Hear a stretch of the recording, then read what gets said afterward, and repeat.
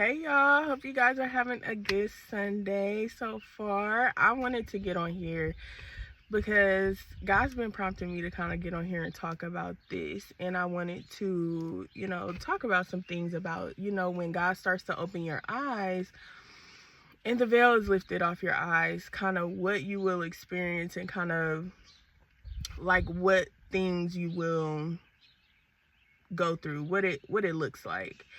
And I was talking to him about it, and he showed me a vision of this movie called They Live. I don't know if you guys ever seen the movie. My child's father put me onto that movie, but he brought a vision into my mind about that movie, and it makes so much sense, So I'm going to insert a clip that kind of shows what that may look like and what that looks like to somebody when God opens your eyes. And then we're gonna come back and kind of talk about it. So watch the clip real quick. Oh, you see, I take these glasses off. She looks like a regular person, doesn't she, huh? Put them back on. Formaldehyde face. That's what we got. That's enough out of you. You get out or I call the cops. Call the cops? You know what you need? You need a Brazilian plastic surgeon. I've got one that can see.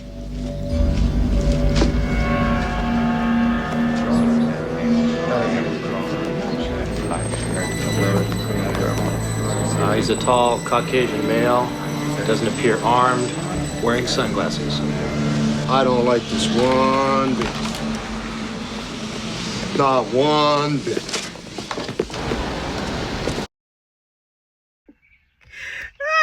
Y'all, he said formaldehyde. Okay. Hey, that was funny to me because he was kind of clocking all of that tea. I don't know why. He was just going in on them.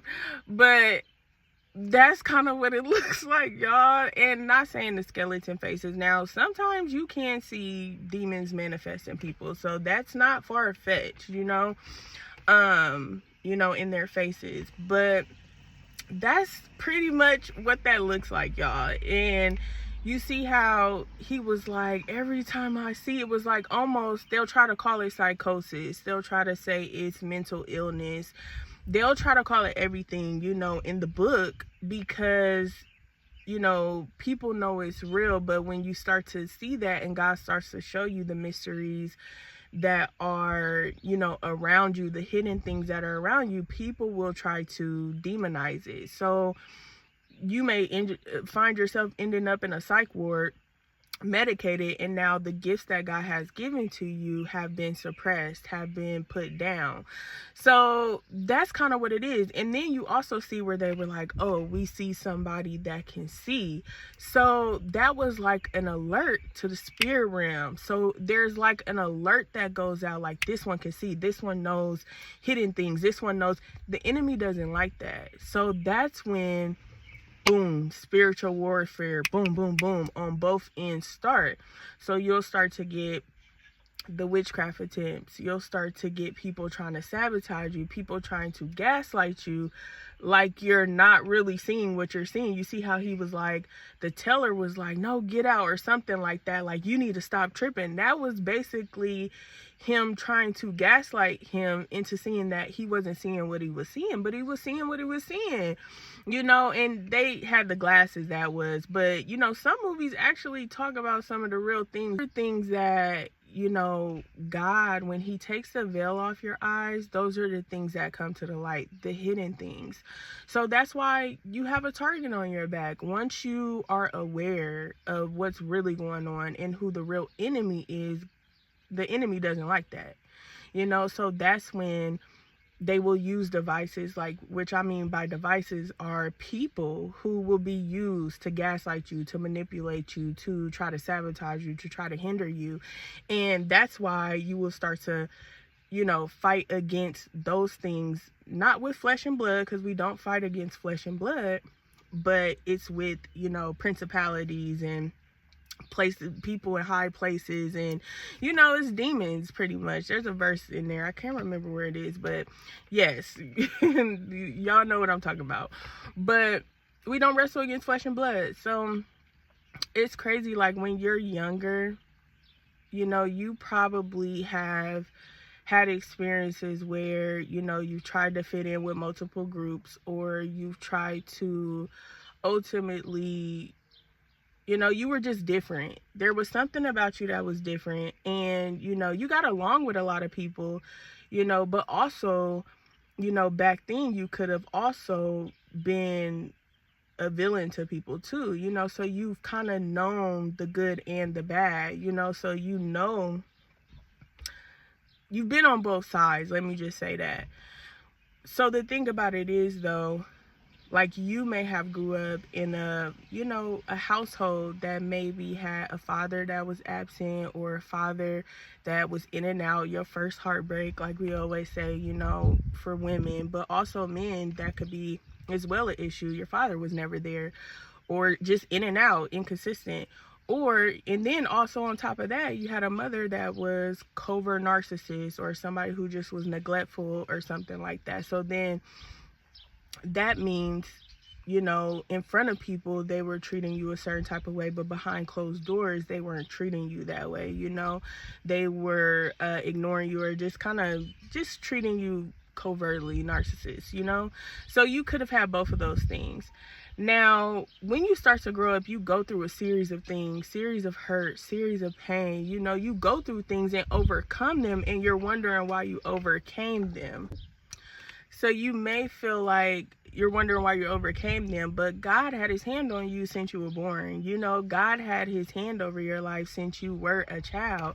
And, you know, what's so crazy is people will notice it before you actually notice it. So they will see your personality. They will see the things that you do.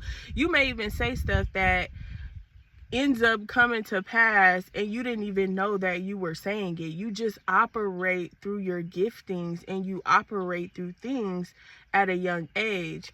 But when you start to discover who you are, that's when the spiritual warfare comes in. So you may have a family that picks up a covenant with the enemy to try to take you out. So now God is revealing to you that your family is doing witchcraft on you, that, you know, they're paying people to try to poison you. They're paying people, they want to poison you. They're doing blood curses in meals and stuff for you to eat. After you probably share, if you remember the story of Joseph, he shared the dreams that God had given to him to his brothers. He shared that with them. And what did they do? Throw him in the pit. Now, everything that God does that is a plan for your life is purpose. So even though they threw him in the pit, it led him somewhere else, so to where he eventually became in his position that he was supposed to be in. And he ultimately ended up helping his own family, you know, once they repented and once they were able to come back. But on you, they are spiritually trying to attack you, you know. So it's like, you have to know that God is protecting you. So when he tells you to remove yourself from somebody, remove yourself, you know, because that could be somebody who wants to poison you, and now you around them. Oh, all of a sudden you getting poisoned and you sick and you have dying, you know. And some people, they may not do the work themselves. They may not be a kitchen witch. I'll call them kitchen witches, but they may not do the work themselves, but they may put you, you know, they may put you on altars, or they may have somebody else doing the work for you. But there's some people that have you on altars that are trying to really sabotage your life. And once we start to understand that, and we ask God to reveal things to us, we ask God to open our eyes to what is really going on, we don't blindly just sweep it under the rug. Because you can even sit in a religious institution and they may not go into depth about how to fight it, you know, with fasting, with prayer, or, you know, the curses and stuff that you are going through. But when your eyes start to actually open, the enemy will use anybody to come against you. So even people in a religious institution will end up telling you that you're on the wrong path. So you have to trust God, and you have to trust God in what he's showing you. You have to trust God in what he's telling you, because they will even tell you that you're on the wrong path. It's not just people that's in the streets or people that's out here doing whatever. It's not just that. It could even be in religious institutions. And, you know, you start to realize, like, how family, friends, you know, they will try to say, oh, I support her, I'm just concerned.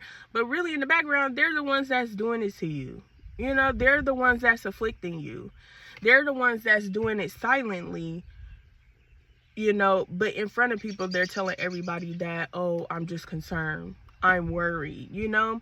So when God's telling you to remove yourself from people, you have to listen to that, and he will back it up. I mean, it took me a minute to really see what God was trying to tell me, because he had to give me when I say reoccurring thing, he had to show me reoccurringly for me to separate from family, because I didn't want to believe it, you know. And when you grow up in environments that are like that, you think it's normal, and that's what the enemy likes to do. He likes to make you feel like it's normal.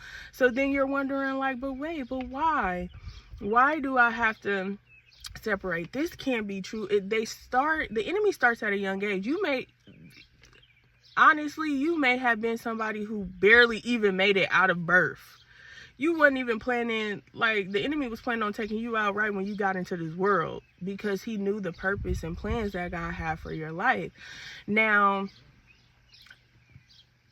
that's why when we talk about cycles, you know, you start to see other people are opening your eyes to it. God will place people in your life that are actually people who know what you're going through, who are talking about the same things that you're experiencing.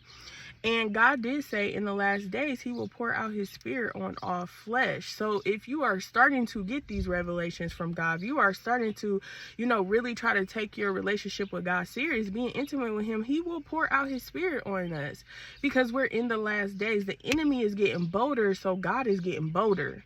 And ultimately, the enemy knows his time is almost up. He can't win against God. Let's be honest, he can't. And he knows his time is almost up, so he's trying to gain people, gather as many souls as he can to come to, you know, the kingdom of darkness, which ultimately leads you down the wrong path, which ultimately doesn't lead you to, you know, God and the kingdom of heaven. So it's like God is pouring his spirit out. But, you know, that's kind of how it looks when your eyes are open, y'all. Like, and you see it's an alert. It's like an alert. Then all of a sudden you'll start seeing everything is different. You'll start seeing people are intentionally doing things to you. And some of them, that's why Jesus said, forgive them, because they know not what they do. Because some of them took a covenant with the devil, and some of them took a covenant with the spirits in your family to actually do take you out. So they have already sold their soul to the enemy, because that's what they picked up. That was their sole purpose on this earth, was to come against you. But there's some people who unintentionally do it, and they just don't realize that something is wrong with their heart. You know, they just don't realize that something is wrong. And like I said, we've all been a villain in somebody's story. Nobody's perfect. You know, still to this day, nobody's perfect. But we've all been a villain in somebody's story. But it's about learning from that and learning the lesson and then moving forward in the lesson. You know, some people go through their lessons quick. Some people, you know, it takes a while for people to get it. You know, it takes a minute. But ultimately, you know, you'll start to see, like, some people unintentionally do it because they don't realize that they had that in their heart. And then once they get around you, who is anointed, or the veil is lifted, now they start to see, have these feelings about you. And sometimes they don't even know why they have the ill feelings against you, but it's because the Holy Spirit is in you, and because, you know, you walk with God. Like, I had to come to terms, you know, I still don't even call myself a prophet, but I know I'm a prophet, you know. And God wants me to walk boldly in my calling, you know, but it's a lot of warfare that comes with it. But God has confirmed it through other prophets. He has confirmed it in vision, in dreams. Like, I can't even deny it no more. You know, like, I can't be, but I still feel normal. That's the thing. But I see why God has to separate me. I see why God has to remove me from certain things, because I'm sensitive. I'm too sensitive to stuff. So it starts to get overwhelming, you know, and God needs his time with me because I have an assignment. I just can't, you know, play around with stuff anymore. So once you start to realize and you understand your identity, you're a threat to the kingdom of darkness, you know, because you have to know who you are in God. And I still don't go around, oh, I'm a prophet, this and this and that. I don't do that. I just, you know, sometimes I don't even, I'm keeping it real. Sometimes I be like, Dad, why did you make me this? Like, what's going on? Like, sometimes I be questioning it because the warfare, you know, but he knows I'm strong for it. He knows I'll handle it. But it can get heavy. So, but you know, that's what happens when your eyes are open, you know, and God has his people everywhere. So, you know, it's just, you have to remember, and once your eyes are open, you can't unsee it. I will say that. So once your eyes are open, you can't unsee it. Talking to other people, you want to, but it probably won't register with them if their eyes are not open as well, if they're not, you know, prophetic or anointed or however. You may have those issues with that too, talking to somebody. So it gets lonely, it feels lonely, but God will bring the right people to you eventually.